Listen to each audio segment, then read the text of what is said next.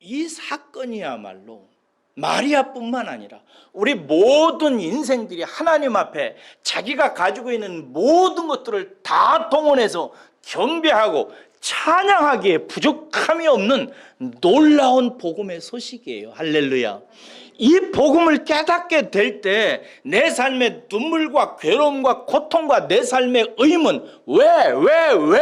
라고 질문하며 던져왔던 삶의 고리들이 풀려나가기 시작하는 거예요.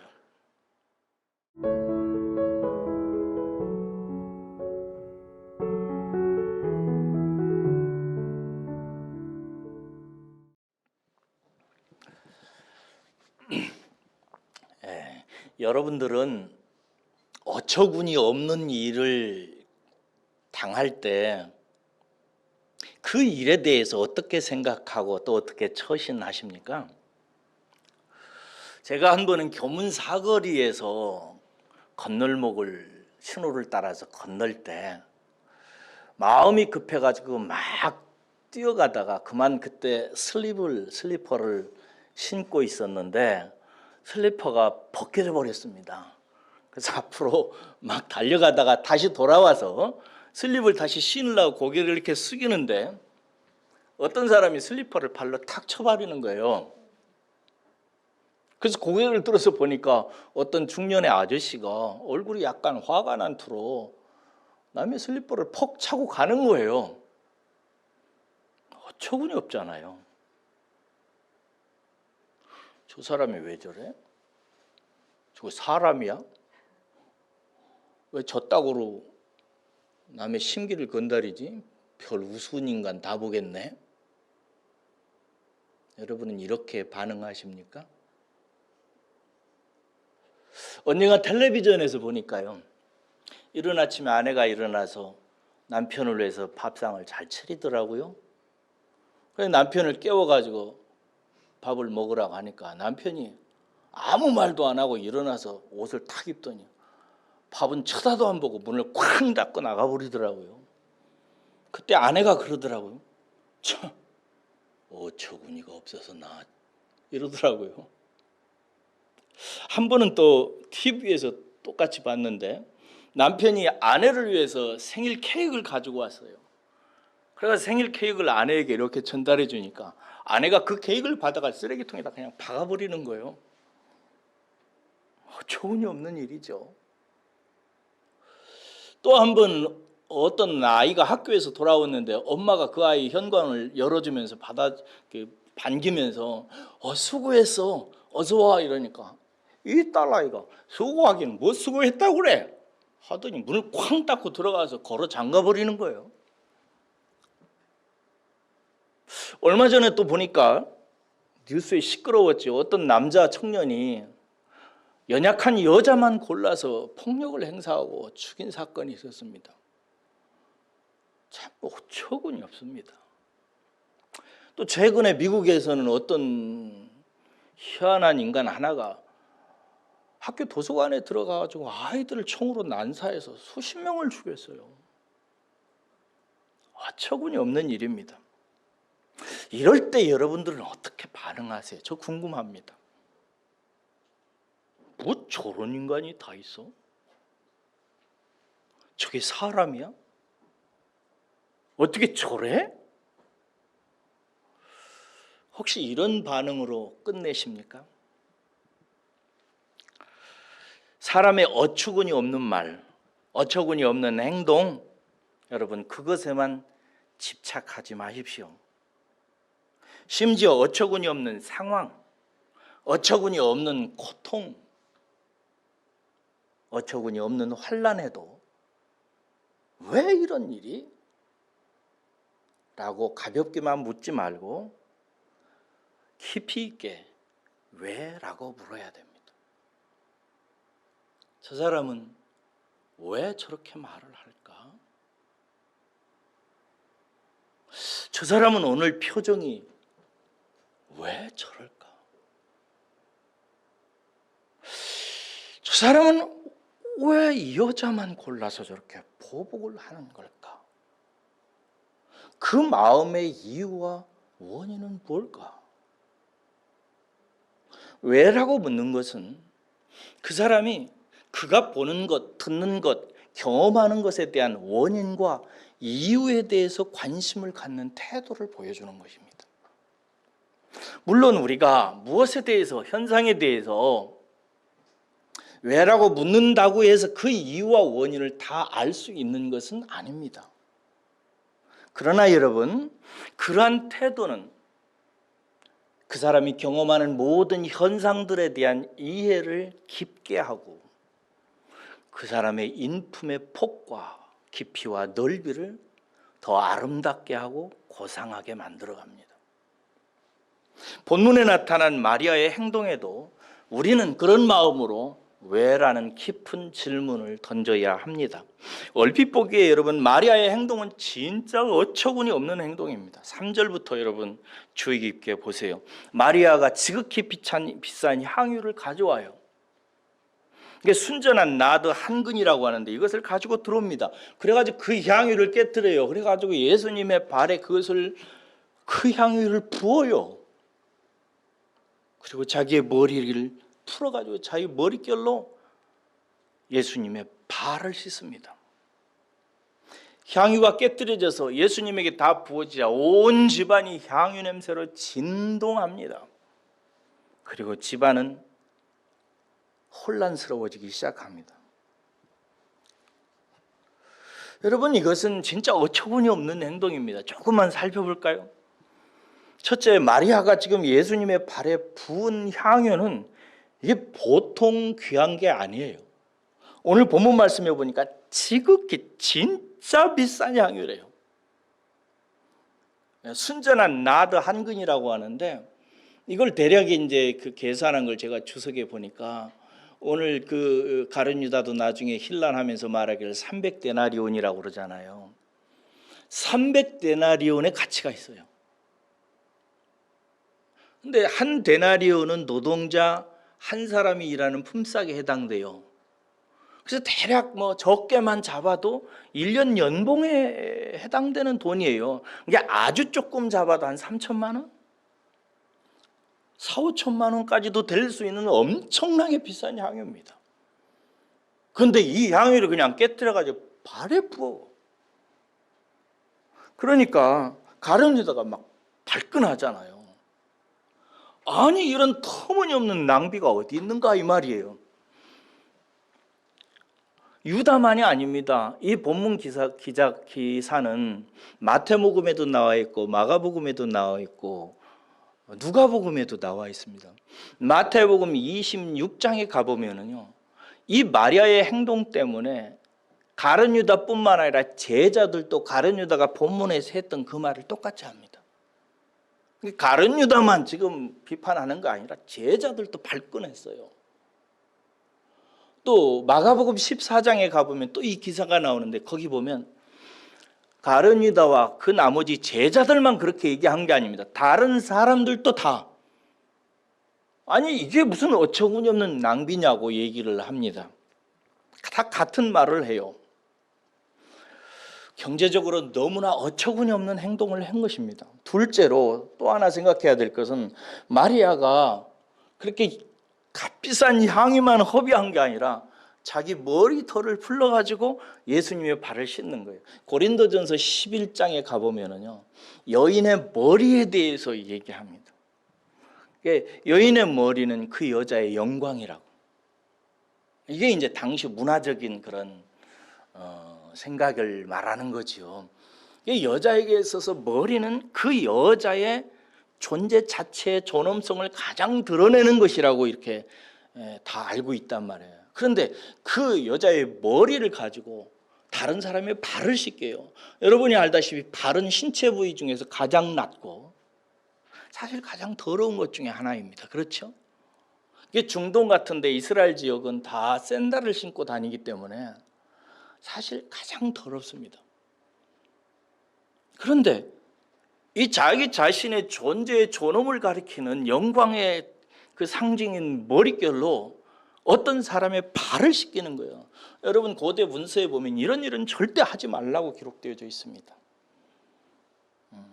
어떤 문서에 보면은 너희가 스승을 존경을 하나 아무리 존경할지라도 스승의 발은 닦지 말라고 나와 있어요. 왜냐하면 발을 닦는 것은 오직 노예만 하는 일이기 때문에 그렇습니다.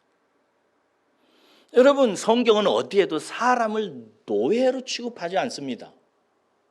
사람은 하나님의 형상이기 때문에 다 존중받아야 되고 귀한 존재들이에요. 머릿결로 다른 사람의 팔을 씻는 행동을 절대 해서는 안 됩니다. 그건 인권적으로도 문제가 있고 하나님 뜻에도 맞지 않고 성경에도 반하는 사상이에요. 그런데 지금 마리아가 무슨 일을 하는 거예요? 터무니없는 일을 하고 있는 것입니다. 그러므로 마리아의 행동 자체만 보면 뭐 이런 여자가 다 있어? 좀 뭔 짓을 하는 거야? 정신이 있어 없어? 라고 말할 수밖에 없습니다. 아마 그 자리에 제가 있어도 저도 그랬을 거예요. 그러므로 여러분, 우리는 이 사건에 대한 깊이를 이해하고 그 원인과 이유를 알기 위해서 깊이 있게 물어야 됩니다. 마리아는 왜 그랬을까? 왜 그런 걸까? 전후 맥락을 살펴보는 것도 중요합니다. 그 단초는 본문의 첫 단어인데요. 그래서라는 단어로 시작됩니다. 여러분, 성경에는 없지요. 근데 헬라어 원어 성경에는 있어요. 그래서라는 말이요. 그래서 이런 일이 발생했다는 거예요. 오늘 본문 말씀.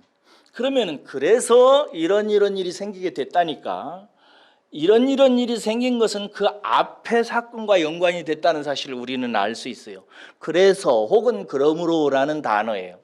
그러면 그래서라는 말은 그 앞에와 상관이 있으니 그 앞에 무슨 일이 있었어요? 11장에서 예수님이 죽은 나사로 집에 가가지고 마르다와 마리아의 오라버니 죽은 나사로를 다시 살린 사건이 있잖아요. 예수님께서 세상에 죽은 나사로를 살려주신 거예요. 그래서 지금 잔치가 예비되어졌고 그 잔치가 진행되는 중간에 이런 일이 발생했다는 거예요. 그러므로 여러분, 이 말은 무슨 말이에요?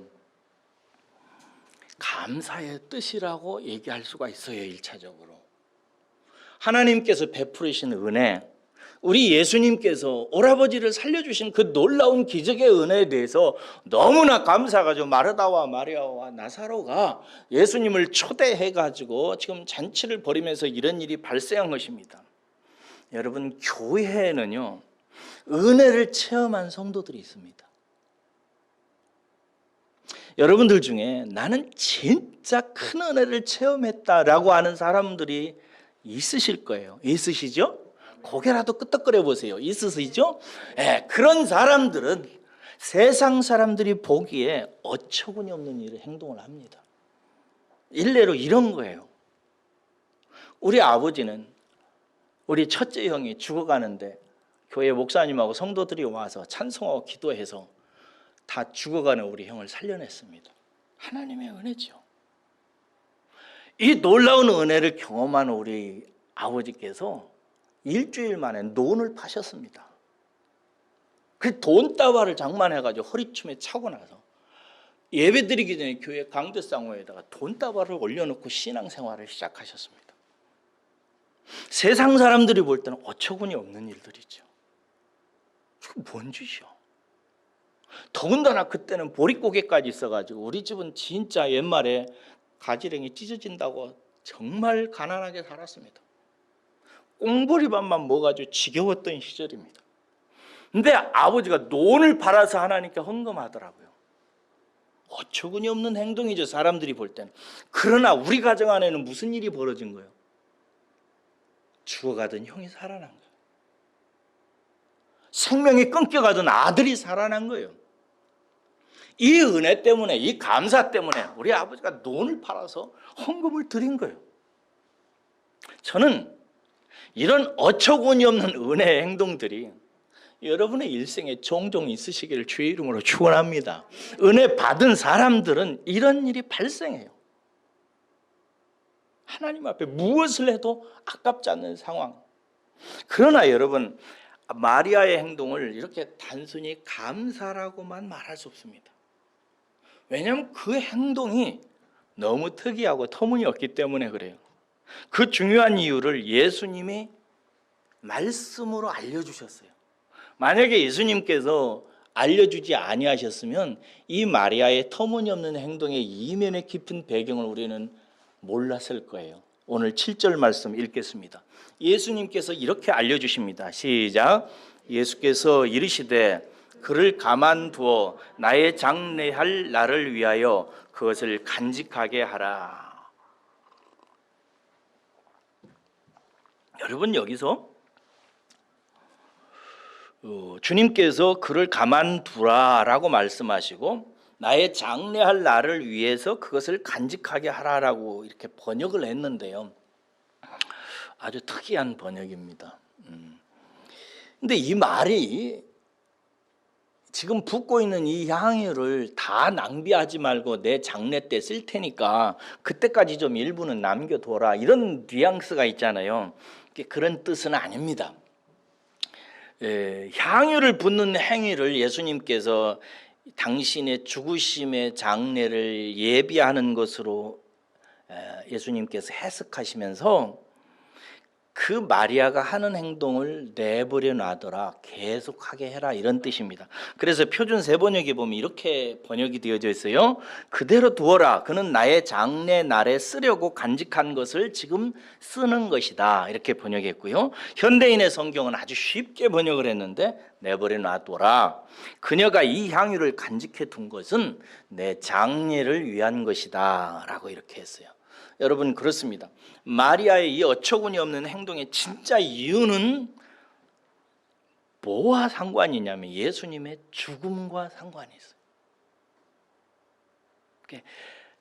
단순히 자기의 오라버니가 살아나는 것에 대한 감사의 표현에서 머무는 것이 아니라 그보다 훨씬 더 중요한, 보통 사람이 왜라고 질문해도 도무지 가름할 수 있는 비밀한 마리아의 행동의 이면이 있었는데, 그것은 예수님의 말씀을 통해서 우리가 알 수 있는데 예수님은 그것을 단번에 알아보시고 이렇게 말씀하셨어요.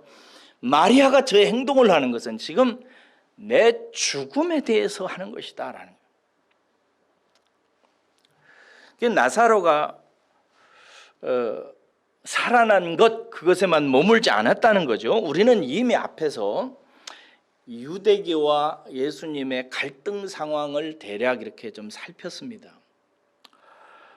나사로가 특별히 11장에 보면은 그 앞에도 유대교인들하고 예수님하고 갈등하고 싸우고 유대인들이 죽이려고 모의하고 하는 것을 이미 우리는 살폈는데, 11장 나사로 사건이 일어나고 나서 유대 공의회 회의가 열려가지고 이 사내들인 회의를 통해서 예수님을 다른 유대가 망하지 않도록 하기 위한 희생양으로 삼아서 죽이려고 결의를 했고, 그래서 사람들이 이제 예수 그리스도의 생포 명령이 떨어지자 예수님은 더 이상 그들 가운데 있을 수가 없어가지고 빈들이 가까운 에브라임 쪽으로 가서 피신해 있었습니다. 피신해 있는 예수님을 마르다와 마리아가 초청을 한 거죠.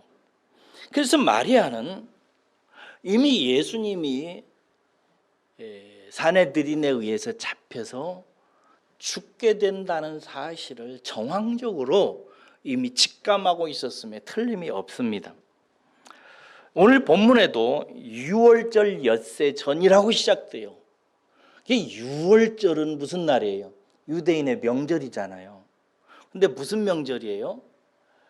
애굽에서 이스라엘 백성들이 해방을 받아가지고 나온 것을 말하잖아요. 그런데 이때 이 유월절이라고 하는 잔치는 뭘 통해서 이스라엘 백성들이 해방되었어요? 어린 양의 죽음, 피를 통해서요.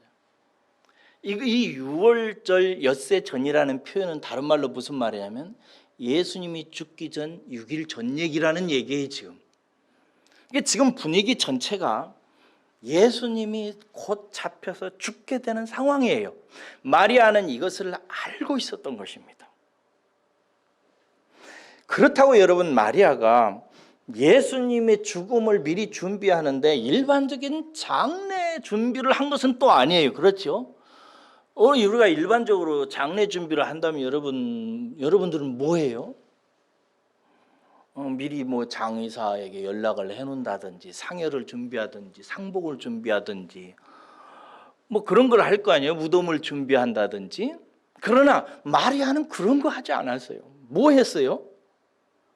마리아는 예수님이 죽으실 것을 분명히 알고 일반적인 장례와 다른 아주 특이한 행동을 합니다. 그게 뭐냐면은 값비싼 향유를 구해요. 굉장히 비싼 향유를 구워가지고 그걸 가지고 와서 예수님의 발에 붓고 자기 머릿결로 씻는 거예요. 이게 무엇을 의미하는? 틀림없이 예수님이 죽을 것을 알았고 그 죽음을 예비하기 위해서 하는 행동인데 여타 다른 장례 준비하고는 아무 상관이 없이 아주 특별한 행동을 하는 거예요. 여러분 이미 앞에서 말씀드렸듯이 이 기록은 마태도 기록했고 마가도 기록했고 누가도 기록했고 우리가 지금 강해받는 요한도 기록합니다. 그런데 요한은 오늘 본문 말씀에서 마리아가 향유를 어디다 부었다고 그랬어요? 그냥 저만 쳐다보지 마시고 생각을 하시라니까 어디다 부었다고 그랬어요? 발에다 부었다고 돼 있어요. 그런데 마태복음이나 마가복음이나 다른 성경에 보면 어디에다 부었다고 나요? 머리에다가 붓습니다.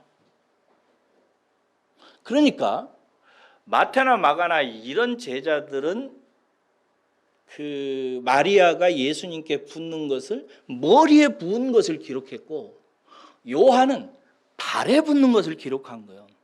여러분 마리아가 머리에 기름을 붓는 행동은 무엇을 의미할까요? 기름을 이스라엘 사람들에게 머리에 붓는다는 것은 뭐냐면 하나님께서 어떤 한 사람을 왕으로 세울 때 머리에 기름을 붓습니다. 또 어떤 사람을 선지자로 세울 때, 또 어떤 사람은 뭐 했더라요? 제사장으로, 그렇죠. 제사장으로 세울 때 기름을 붓는, 하나님께서 당신의 나라를 위한 구원 사역을 위한 일꾼을 세울 때 머리에다 기름을 부었어요. 이게 그 마리아가 예수님의 머리에 그리고 발에 온몸에 기름을 붓는 행위는 바로 하나님께서 이 사람을 만왕의 왕으로 이스라엘의 메시아로 하나님의 구원 사역을 할 자로 세우신 자라는 사실을 보여주는 행동이었던 것입니다. 여러분, 그래서 마리아는 만왕의 왕이신 예수 그리스도를 시인하고 고백하는 행위로 그의 머리에 기름을 부은 거예요. 그런데 여러분, 이것이 예수님께서는 자기의 죽음과 관련된 것이라고 얘기하니까 이게 무슨 말이에요? 마리아는 지금 만왕의 왕이신 하나님이신 예수 그리스도가 죽으실 것을 얘기하고 있는 거예요. 제가 설명을 잘 못해가지고 여러분들이 지금 이 이상하고 역설적인 얘기에 대해서 눈이 휘둥그레지지가 않아요. 사랑하는 여러분, 마리아는 지금 예수님을 뭐로 보는 거예요? 메시아로 보고 만왕의 왕으로 보고 하나님으로 보고 있어요.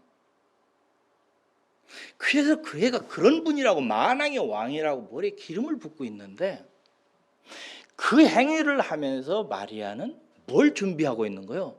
예수님의 죽음을 준비하고 있는 거예요.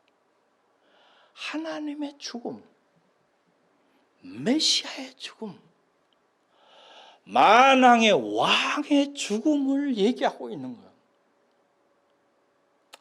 저는 여러분들이 지금까지 신앙생활을 하면서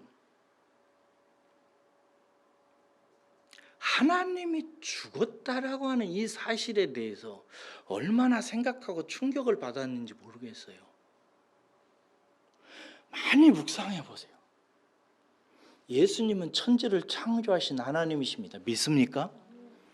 그리고 하나님께 기름을 부음받아서 하나님께 인정을 받아서 이 세상의 온 인류를 구원하기 위한 메시아로 왔고 만왕의 왕으로 온 우주를 통치하실 천상천하의 군왕이십니다.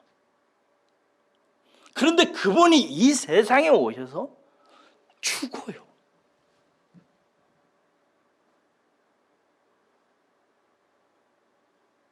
이 충격적인 사실에 대해서 여러분 마리아는 어떻게 표현하고 싶었을까요? 그리고 여러분들은 지금까지 살아오면서 하나님이신 그리스도 메시아 예수 그리스도께서 저와 여러분들을 위해서 십자가에 달려 죽으셨다는 이 충격적인 사실 앞에 얼마나 놀래고 의문을 표하고 왜? 무엇 때문에?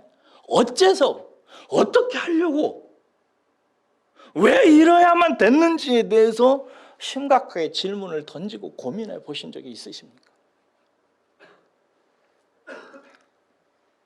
그렇게 하고 난 후에 마리아는 발에 기름을 붓는데 이 요한은 특별히 발에 기름을 붓는 것을 기록하고 있어요.